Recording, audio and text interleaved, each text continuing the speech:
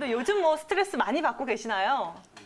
스트레스를 안 받는다고 하면 거짓말이죠. 거짓말이죠. 네. 그렇죠. 네. 누구나 다 스트레스를 받으면서 생활을 할 수밖에 없습니다. 그래서 뭐 스트레스가 적당한 긴장감을 줘서 뭐 활력을 더 좋다고도 하지만 요즘은 저희 이제 의학계 내에서도 바라보는 시점이 좀 관점이 달라지고 있는 것 같아요. 예전에는 스트레스의 좋은 점도 그리고 나쁜 점도 좀 균등하게 우리가 바라보려고 했다면 요즘은 우리가 노출되는 스트레스 양이 워낙에 많다 보니까 스트레스를 다 이제 무조건 나쁜 걸로 보게 될 수밖에 없는 이런 세상을 우리가 지금 살고 있지 않나라는 생각이 듭니다. 어떤 분들이 조금 더 스트레스를 많이 느끼고 취약한지 궁금한데 원장님들이 좀 설명을 해주실까요?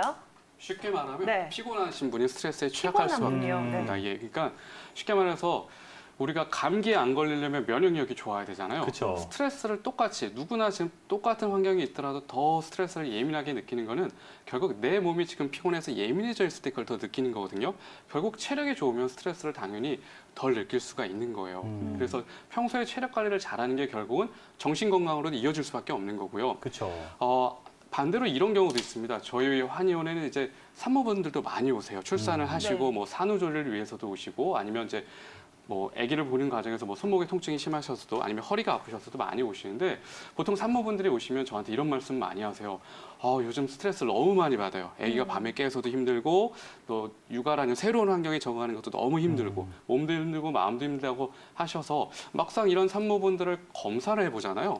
근데 이상하게 이 산모분들은 검사를 했을 때 스트레스 지수가 의외로 굉장히 낮아요. 왜요? 이게 왜 그러냐면 네.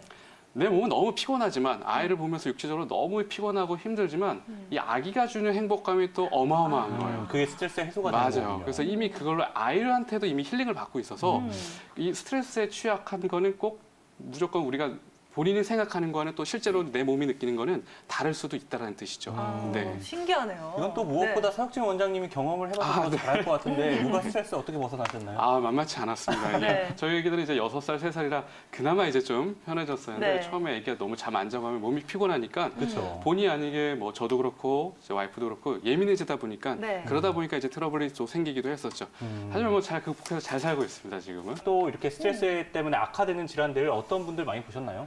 그 스트레스를 만병의 근원이라고 할 수밖에 없는 이유가 있어요. 네. 그러니까 스트레스가 우리 몸에 결국에 악영향을 미치게 되면 일단은 코티솔이라고 하는 호르몬이 너무 지나치게 과다하게 이제 분비가 되면서 우리 몸 전신에 영향을 주거든요. 이 코티솔 분비가 너무 지나치게 많게 되면 단순하게 우리가 뭐 머리가 아프고 아니면 뭐 어지럽다거나 뭐 이런 증상만 나타나는 게 아니라 혈중 코티솔이 계속 높은 상태가 유지가 되면서 여성 호르몬도 줄어들게 되고요, 남성 호르몬도 줄게 되고요. 그러다 보니까 뭐 성욕의 변화가 나타날 수가 있고 여성분들은 생리 주기가 틀어진다거나 이런 변화가 나타날 수가 있고요. 또 이제 스트레스를 많이 받게 되면 이게 호르몬적인 영향뿐만 아니라 이제 자율신경에 영향을 또 미치게 되거든요. 우리 몸을 결국 지배하는 건 다 신경이란 말이에요. 신경이 그렇죠. 명령을 내려서 어떤 장기들에서 그 작동이 일어나는 건데 그 명령을 내리는 그 주 역할을 하는 바로 그 자율신경 쪽에 혼란이 오다 보니까 특히나 이제 자율신경 중에서도 이제 교감신경이라고 하는 신경이 너무 지나치게 흥분이 되면서 나타나다 보니까 여러 문제가 생기거든요. 우리가 소화기 쪽으로 만약에 그 영향을 한번 보게 되면 네. 교감신경이 흥분이 되면 실제로 이 소화기 기능이 굉장히 줄어들게 됩니다. 우리가 막 화나고 할 때 음식 먹으면 체하잖아요. 왜냐면 그렇죠. 위장 운동을 잘 하지 않거든요. 화나고 스트레스를 받았을 때는. 맞아요. 그리고 또 이제 위장 점막 자체도 약해져가지고 위산의 그 공격으로부터 점막이 굉장히 잘 손상이 되기도 해요. 그래서 예전에 우리 이런 말 있잖아요. 사촌이 땅 사면 배가 아프다. 요즘 시대에 딱 맞는 말이잖아요. 이거 서울 집값 천정부지로 올라가고 맞아요. 있는데 그렇죠. 이럴 때 주변에서 그러면 배 아프잖아요. 그죠? 네. 서울에 집 샀다 그러면 배가 아프죠. 그렇죠. 과학적인 얘기 맞습니다. 그 얘기 자체가. 네. 그냥 속설인 줄 알았는데 과학적으로 네, 다 분석이 원리가 될수 있다, 있습니다. 원리가 있다. 실제로 맞는 말입니다. 혹시 원장님들 가운데 좀 활동적인 운동으로 푼다 하시는 분들은 없으신가요? 저는 보통 운동을 해서 많이 아, 풀어봐요. 네. 농구 같이 좀 격렬하게 부딪히면서 뛰고 땀 흘리고 하는 걸 좋아하는데 또 그거와 함께 저는 이제 사우나 가는 것도 굉장히 좋아해요. 근데 이제 스트레스를 많이 받는다는 네. 걸 이제 의학적으로 좀 제가 그럴듯하게 한번 얘기를 해볼게요. 그게 무슨 뜻이냐면 스트레스를 많이 받는다는 거는 쉽게 말해서 뇌에서 많은 혈액이 필요한 순간이라는 뜻이거든요. 뇌 쪽으로의 많은 혈액순환이 유도가 되는 겁니다.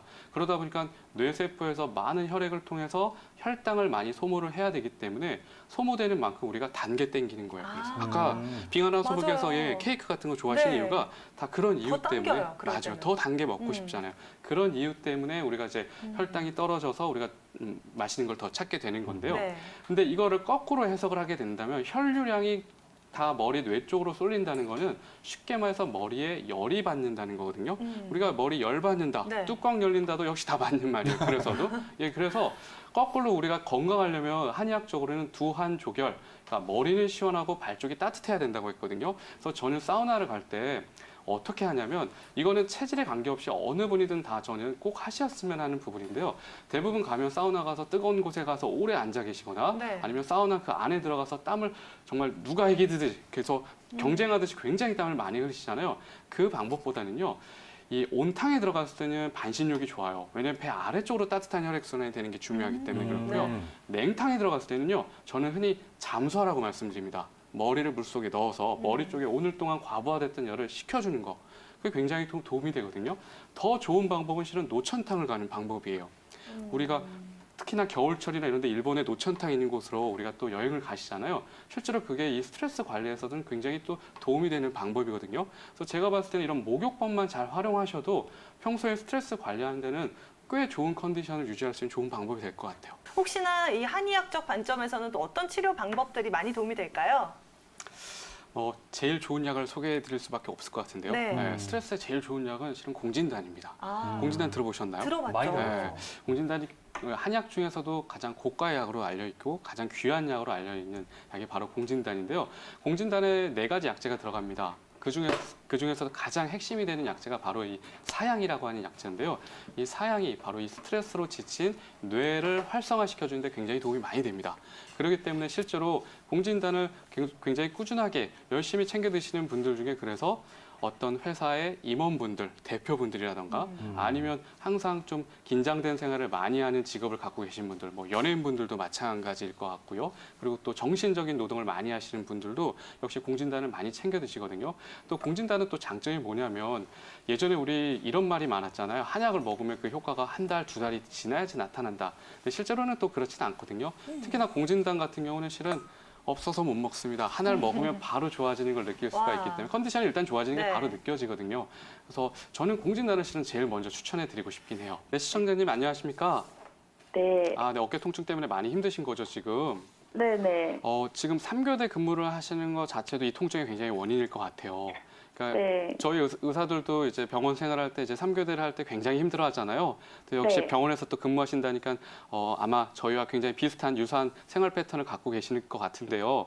우리 네. 사람 몸에서 피로가 쌓이고 스트레스를 받았을 때 제일 먼저 반응이 오는 네. 부위가 실은 목이랑 어깨입니다. 그래서 우리가 네. 좀 피곤하거나 스트레스 받으면 어깨가 굳고 단단해지잖아요. 아, 네. 맞아요. 지금 전형적인 딱 그런 상황에서 통증을 느끼시는 것 같고요. 지금 네. 워낙 이런 증상을 갖고 계신 분들이 너무 많습니다. 그러다 보니까 실제로 이런 증상이 더 진행이 돼서 나타나는 병들을 갖고 우리가 부르는 병명이 따로 있거든요. 그게 네. 뭐냐면 바로 근막 통증 증후군이라고 부릅니다. 근육을 싸고 있는 근육을 싸고 있는 얇은 막인 근막을 중심으로 해서 혈액 순환이 잘 되지 않다 보니까 자꾸 근육들이 굳어지고 딱딱해지고 뭔가 조이는 듯한 답답한 통증이 나타나는 거거든요. 아, 근데 네네. 이런 상황에서는 실은 검사를 해봐도 검사상에선 나올 수가 없어요. 왜냐면 이게 뼈가 부러진 게 아니니까 엑스레이에서도 문제가 없을 거고요. 그렇죠? 네. 디스크가 뭔가 손상이 된 게 아니까 MRI 찍어도 원인이 안 나오지만 나는 굉장히 아플 거란 말이에요. 그렇죠? 네. 한의학에서는 이 근막 통증 증후군, 지금 같이 피로나 스트레스로 나타나는 이런 어깨 통증의 가장 큰 원인을 어혈로 보거든요. 아, 네네. 네, 그래서 쉽게 말하면 목이랑 어깨 쪽에 혈액 순환이 잘 안 되는 거예요. 그래서 네. 한방에서는 이럴 때 부항 치료 굉장히 열심히 합니다. 또 열심히 하면 열심히 하는 만큼 또 회복을 많이 느끼실 수가 있거든요. 컨디션이 좋아질 수가 있어요. 그래서 일단 제가 제일 먼저 추천을 드리는 거는 일단은 이제 한의원에서 부항 치료를 좀 꾸준하게 받아보시는 거를 좀 추천드릴 수가 있고요. 아까 네. 증상 중에 말씀 주신 게 이제 머리가 가끔 또 이제 또 당기면서 아프시다고 또 네. 하셨고 소화가 좀 잘 안 된다고도 하셨잖아요. 네. 실제로 이 근막 통증 증후군이 더 심하신 경우에 이런 긴장성 두통들이 많이 나타나거든요. 네. 이럴 때에는 이 긴장성 두통, 이건 이제 호르몬적인 영향의 두통이 아니라 목, 어깨 경직으로 시작하는 두통이기 때문에 목, 어깨를 많이 풀어줄수록 또 도움이 많이 돼요. 그래서 간단하게 할 수 있는 운동이 우리 나무 목베개 같은 거 있잖아요. 아, 딱딱한 동그란 반원형의 목베개 있잖아요.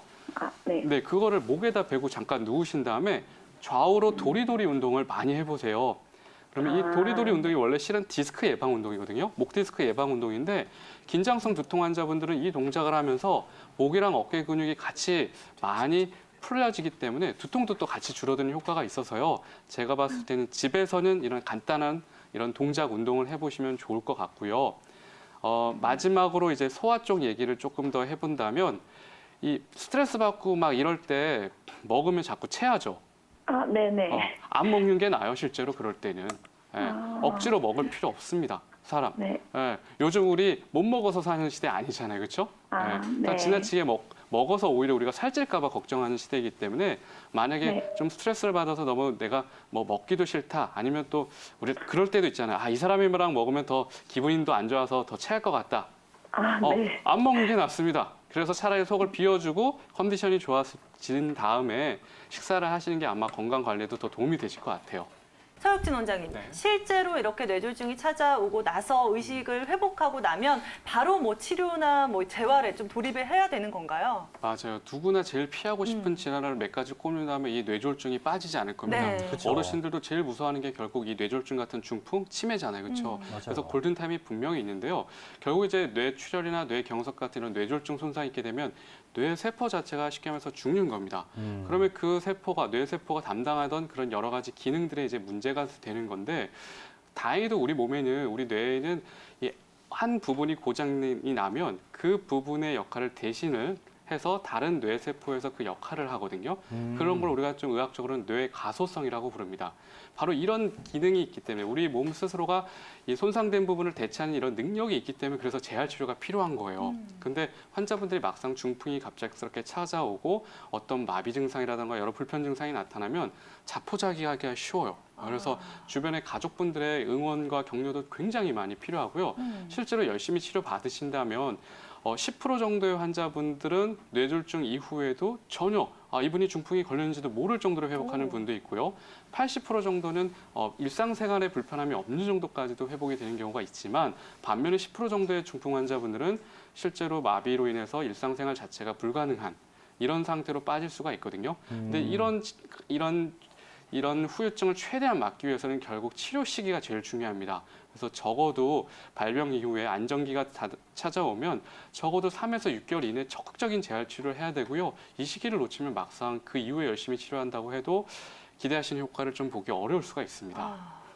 네, 이렇게 이야기를 들어보니까 굉장히 치료 시기도 중요하고 재활 네. 치료도 중요한 것 같은데 이 재활 치료만으로도 우리 시청자분들이랑 이렇게 이런 증상으로 고생하시는 분들이 원하는 만큼 이렇게 회복을 가져갈 수 있을까요? 그러니까 그야말로 지금 같은 이런 뇌졸중병은 모두가 다 합심을 해야 됩니다. 환자분들 일단 치료에 대한 강한 의지가 있으셔야 되고요. 실제로 그런 분들이 치료가 잘 됩니다. 또 가족분들의 열렬한 응원도 필요하고요. 의료진이 담당하는 부분도 굉장히 중요한데 이때는 어느 한 의사 선생님이 한 명의 한의사 선생님이 진료를 담당하기에는 좀 부족한 부분이 있어요. 예를 들어서 언어적인 문제가 있다면 언어 치료가 필요할 수도 있고요. 그렇죠. 인지 장애가 있다면 인지 치료를 하는 분들이 필요할 수가 있고요. 그래서 사회복지사분도 필요할 수가 있고요.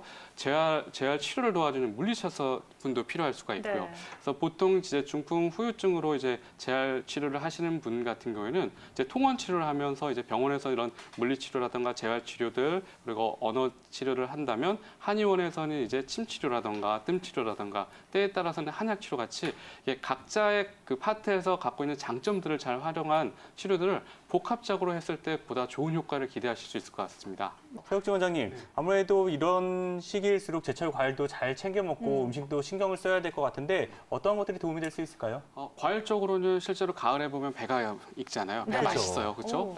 그 배 우리가 이제 목감기 했을 때 우리 배를 이렇게 끓여서 먹기도 하잖아요. 그렇죠? 실제로 배가 이 인후 기관지에 굉장히 좋은 성분들이 많기 때문에 배를 실제로 과일을 깎아서 드셔도 좋고요. 끓여서 드셔도 도움이 될 것 같고요.